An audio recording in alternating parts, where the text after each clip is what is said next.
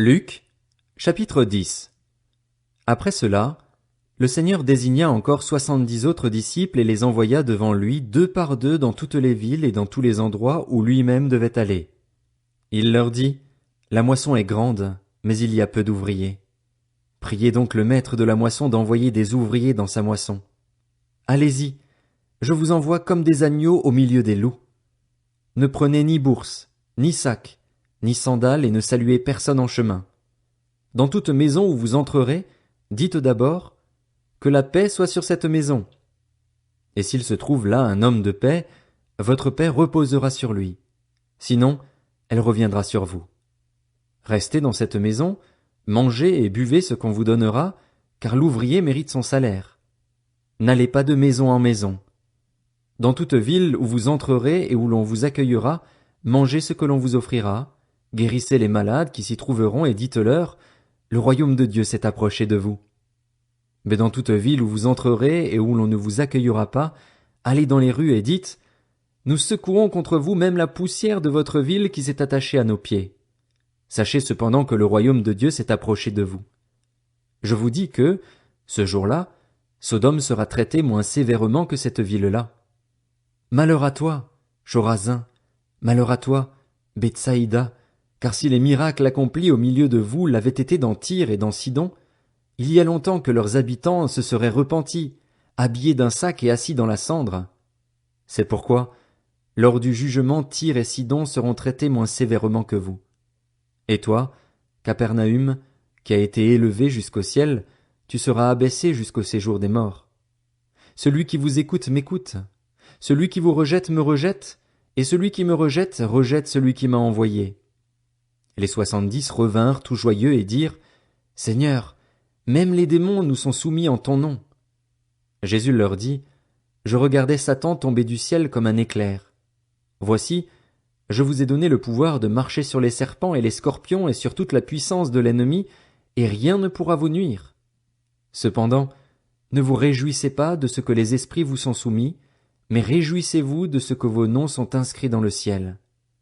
À ce moment même, Jésus fut rempli de joie par le Saint-Esprit et il dit, Je te suis reconnaissant, Père, Seigneur du ciel et de la terre, de ce que tu as caché ces choses aux sages et aux intelligents et les as révélées aux enfants. Oui, Père, je te suis reconnaissant car c'est ce que tu as voulu. Mon Père m'a tout donné et personne ne sait qui est le Fils, si ce n'est le Père, ni qui est le Père, si ce n'est le Fils et celui à qui le Fils veut le révéler. Puis il se tourna vers les disciples et leur dit en privé, Heureux les yeux qui voient ce que vous voyez. En effet, je vous le dis, beaucoup de prophètes et de rois ont désiré voir ce que vous voyez et ne l'ont pas vu, entendre ce que vous entendez et ne l'ont pas entendu. Un professeur de la loi se leva et dit à Jésus pour le mettre à l'épreuve, Maître, que dois-je faire pour hériter de la vie éternelle? Jésus lui dit, Qu'est-il écrit dans la loi? Qui lis-tu? Il répondit, Tu aimeras le Seigneur, ton Dieu, de tout ton cœur, de toute ton âme, de toute ta force et de toute ta pensée, et ton prochain comme toi-même. Tu as bien répondu, lui dit Jésus.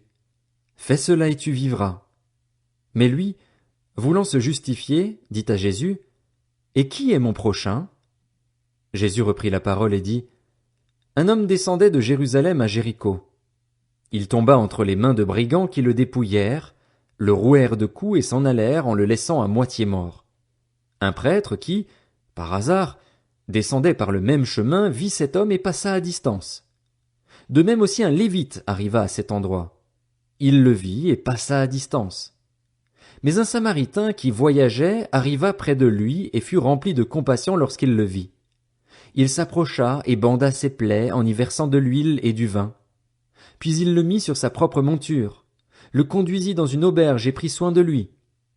Le lendemain, à son départ, il sortit 2 pièces d'argent, les donna à l'aubergiste et dit, Prends soin de lui, et ce que tu dépenseras en plus, je te le rendrai à mon retour. Lequel de ces 3 te semble avoir été le prochain de celui qui était tombé au milieu des brigands? C'est celui qui a agi avec bonté envers lui, répondit le professeur de la loi. Jésus lui dit donc, Va agir de la même manière, toi aussi.